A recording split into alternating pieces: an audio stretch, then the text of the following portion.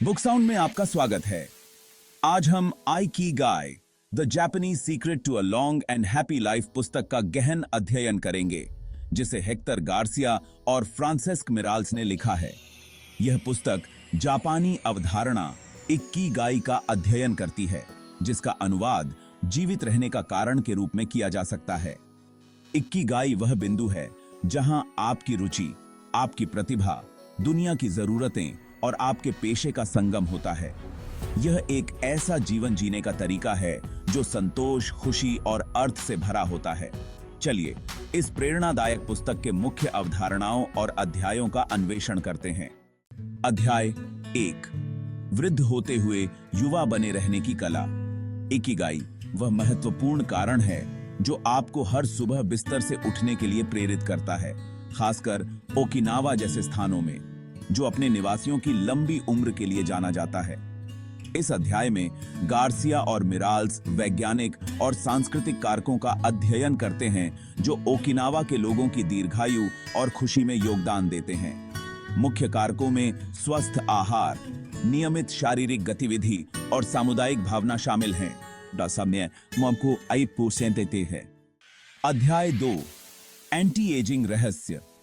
यह अध्याय दीर्घायु व्यक्तियों की आदतों और रहस्यों पर केंद्रित है।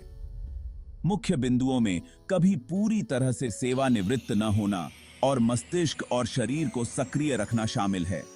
यहां इकिगाई की महत्वपूर्ण भूमिका होती है, क्योंकि जीवन में एक उद्देश्य होने से लोग प्रेरित और संलग्न रहते हैं। आहार भी महत्वपूर्ण भूमिका निभाता है, जिसमें से बात का गेदाता का अंत है, जिसमें 80% भूख तक खाना, जिसे हारा हाची बू कहा जाता है, और विभिन्न सब्जियों, टोफू और मछली का सेवन शामिल है।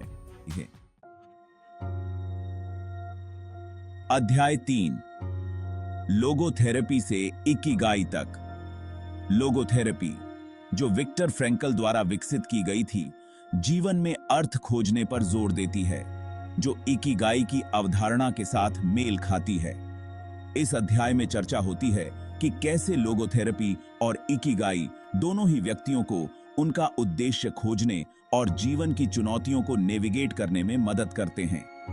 विभिन्न वास्तविक जीवन के उदाहरणों के माध्यम से लेखक यह दिखाते हैं कि कैसे लोगों ने अपनी इकिगाई खोजी और अपने जीवन को परिवर्तित किया। अब ये पानी की है। अध्याय 4, जो कुछ भी आप करते हैं उसमें प्रवाह खोजें। प्रवाह एक अवधारणा जो मनोवैज्ञानिक मिहाली चिक्सेंटमिहाली द्वारा लोकप्रिय हुई थी, एक गतिविधि में पूरी तरह से शामिल और संलग्न होने की स्थिति है। लेखक बताते हैं कि उन गतिविधियों को खोजना कितना महत्वपूर्ण है जो आपको प्रवाह की स्थिति में लाते हैं, क्योंकि अक्सर यहीं पर इकिगाई पाया जाता है। प्रवाह खोजने के व्यावहारिक कदमों में स्पष्ट लक्ष्यों का होना, ध्यान भंग करने वालों को समाप्त करना और ऐसे कार्यों में संलग्न होना शामिल है जो आपकी प्रतिभाओं के साथ सही स्तर की चुनौती से मेल खाते हैं। अध्याय 5, दीर्घायु के मास्टर। इस अध्याय में लेखक ओकिनावा के सबसे पुराने निवासियों के साक्षात्कार से अंतर्दृष्टि साझा करते हैं। ये दीर्घायु के मास्टर अपनी दैनिक दिनचर्या, आहार और जीवन के प्रति दृष्टिकोण को प्रकट करते हैं। सामान्य विषयों में सक्रिय रहना, मजबूत सामाजिक संबंध बनाए रखना और जीवन के प्रति सकारात्मक दृष्टिकोण रखना शामिल है। उनकी कहानियां व्यावहारिक ज्ञान और अपनी खुद की इकिगाई खोजने और पोषित करने के लिए प्रेरणा प्रदान करती हैं। अध्याय 6, जापान के शतायु से सीखें। दीर्घायु का अन्वेषण जारी रखते हुए यह अध्याय जापानी शतायु से अधिक विशिष्ट सलाह और अंतर्दृष्टि प्रदान करता है। मुख्य सबक में सक्रिय रहना, विविध और संतुलित आहार खाना, अच्छे संबंधों को बढ़ावा देना और मानसिक रूप से संलग्न रहना शामिल है।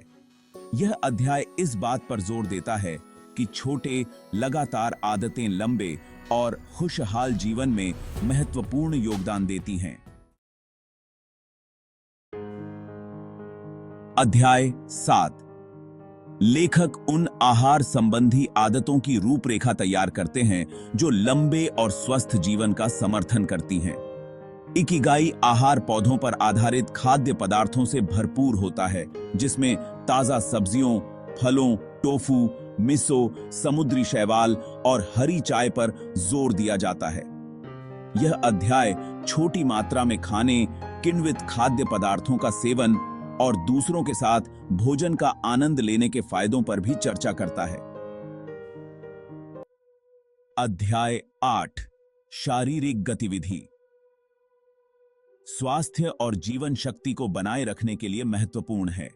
यह अध्याय उन कोमल व्यायामों का अन्वेषण करता है जो जापानी लोग करते हैं, जैसे ताई ची, योग और किगोंग, जो लचीलापन, संतुलन और विश्राम को बढ़ावा देते हैं।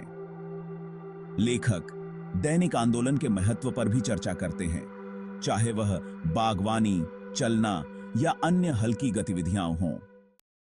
अध्याय 9 लचीलापन, झटकों से उबरने की क्षमता एक पूर्ण जीवन का एक प्रमुख घटक है। यह अध्याय वाबी सभी की अवधारणा का परिचय देता है, जो अपूर्णता और क्षणिकता का जश्न मनाती है। वाबी सभी को अपनाने से व्यक्ति जीवन की अपूर्णताओं को स्वीकार करने और उनमें सुंदरता खोजने में सक्षम होते हैं, जो लचीलापन और सकारात्मक मानसिकता को बढ़ावा देते हैं। अध्याय 10 अंतिम अध्याय आपकी खुद की इकिगाई खोजने के लिए व्यावहारिक अभ्यास और मार्गदर्शन प्रदान करता है। लेखक सुझाव देते हैं कि आप अपनी रुचियों, प्रतिभाओं, दुनिया की जरूरतों और पेशे के बारे में आत्मनिरीक्षण करें।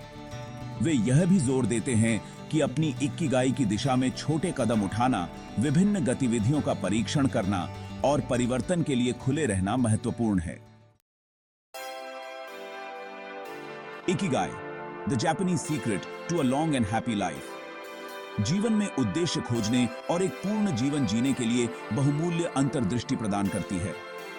इकिगाई के सिद्धांतों को अपनाकर आप यह खोज सकते हैं कि वास्तव में आपको क्या खुशी देता है और एक अर्थपूर्ण और आनंदित जीवन बना सकते हैं। याद रखें, इकिगाई एक गंतव्य नहीं बल्कि एक यात्रा है, एक ऐसी यात्रा जो आपके बढ़ने और बदलने के साथ विकसित होती है। हमारे इकिगाई के सारांश को सुनने के लिए धन्यवाद। हमें आशा है कि इसने आपको अपने उद्देश्य का अन्वेषण करने और एक पूर्ण जीवन को अपनाने के लिए प्रेरित किया है। बुक साउंड के और अधिक पुस्तक सारांश और प्रेरणादायक सामग्री के लिए लाइक, कमेंट और सब्सक्राइब करना न भूलें। अगली बार तक अपनी इकिगाई की खोज करते रहें।